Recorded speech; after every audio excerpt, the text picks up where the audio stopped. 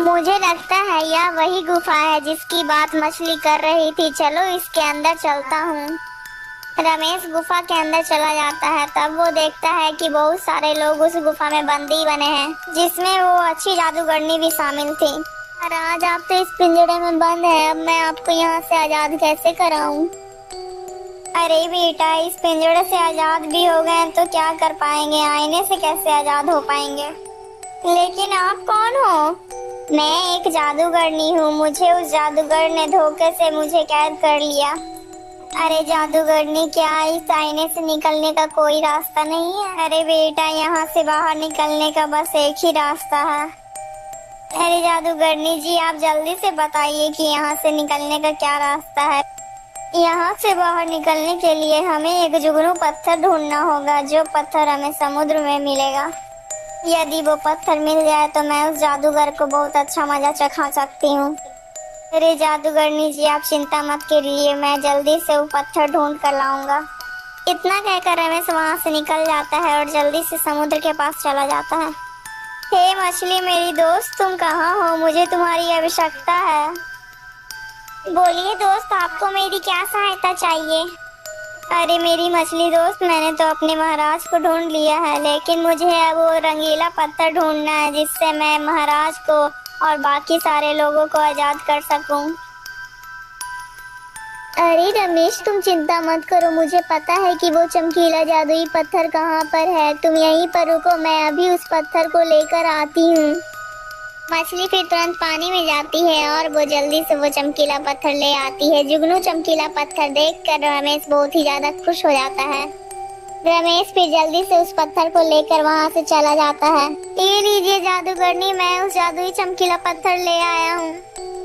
फिर वो जादूगरनी जल्दी से उस जुगनू चमकीले पत्थर को उस छड़ी पर लगा देती है। तभी वो जुगनू चमकीला पत्थर उस छड़ी में ही समा जाता है और वो जादूगरनी और भी ज्यादा शक्तिशाली हो जाती है और उसका पिंजरा भी तुरंत अपने आप नष्ट हो जाता है और फिर वो सभी को आजाद भी करवा देती है। अरे जादूगरनी, हम इस पिंजरे से तो आजाद हो गए, लेकिन हम यहाँ से आजाद कैसे हो जाएंगे? महाराज, ये एक जादुई नगरी है, हमें यहाँ से आजाद होने के लिए उस जादुई झरने के पास चलना होगा। सारे लोग फिर जल्दी से उस झरने के पास जाते हैं।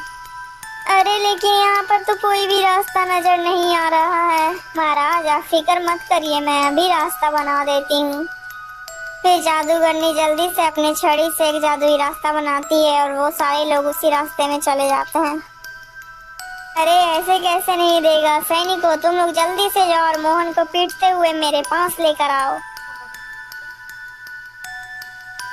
वो जादूगर इतना कह ही रहा था कि तभी सभी लोग, राजा और बाकी सारे लोग और वो जादूगरनी उस आईने से बाहर आ जाते हैं।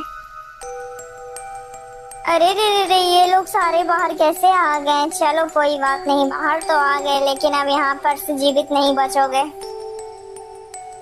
फिर जादूगर जल्दी से अपनी छड़ी से वार करता है, लेकिन वो अच्छी जादूगरनी अपनी छड़ी से उसके वार को रोक देती है।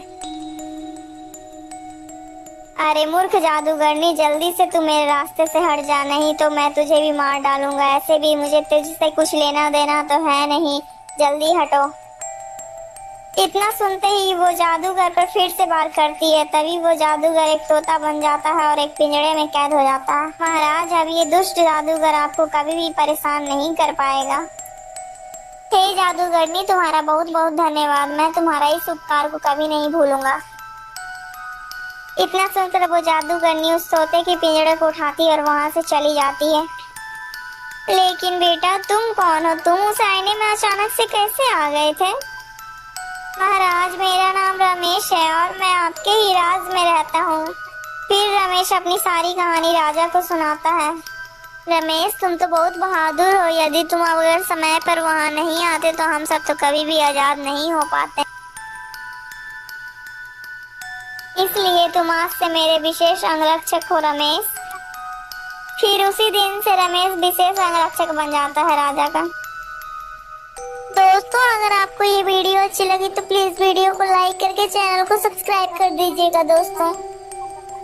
और हाँ दोस्तों, इस वीडियो का पार्ट 1 और पार्ट 2 हमारे चैनल में है, आकर जरूर देखिएगा। और हाँ दोस्तों, ऐसी और कहानी देखने के लिए हमारे चैनल को जरूर सब्सक्राइब कर लीजिएगा। दोस्तों, आपको ये कहानी देखने से क्या शिक्षा मिली, कमेंट में जरूर बताइएगा।